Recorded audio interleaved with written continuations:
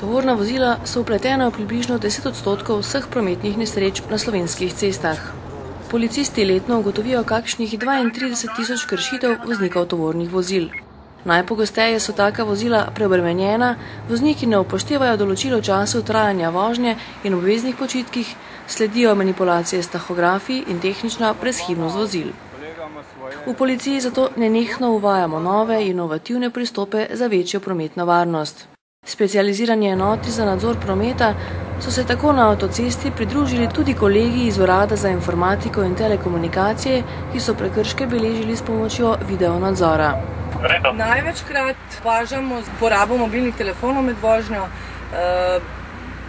Vozniki običajno niso pripeti z varnostnim pasom.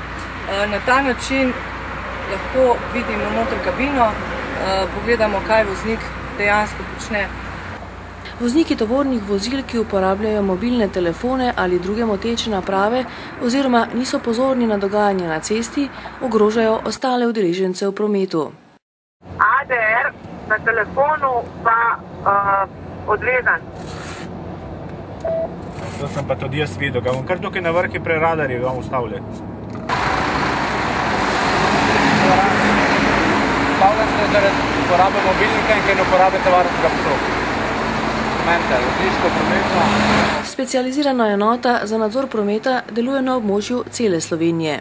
Njihovo osnovno delovno področje je nadzor prometa, še posebej nadzor tovornih vozil, avtobusov, taksijev, vozil avtošol, dostavnih in tudi enoslednih vozil.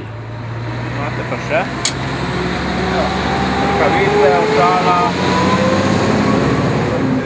Točka je, vidim nove baterije zraven. Pri tem vozilu smo ugotovili najprej z videonadzornim sistemom, da pač ne uporablja varnostnega pasu, uporablja mobitel med vožnjo. Potem smo pa pri kontroli ugotovili, da vozilo ni predpisano označeno, prekati niso pravilno označene glede na tovor, ki ga prevaža. In je sicer prvi prekat je bil na levi strani nepravilno označen, sicer za dizelsko gorivo, namesto za benzin, kot dejansko tudi se prevažal. Potem smo ugotovili, da table za označitev teh nevarnega blaga niso ustrezne barve. Pri kontroli tahografa moramo pa malo podrobneje, ker so pa tudi neke na hitro vidne manipulacije. Bomo pa to probali še v nadaljni kontroli uvršiti ali pa potrditi. V prvih 6 mesecih letošnjega leta je bilo v prometnih nesrečah udeleženih 1091 voznikov tovornih vozil. V več kot polovici primerov pa so jih ti tudi povzročili.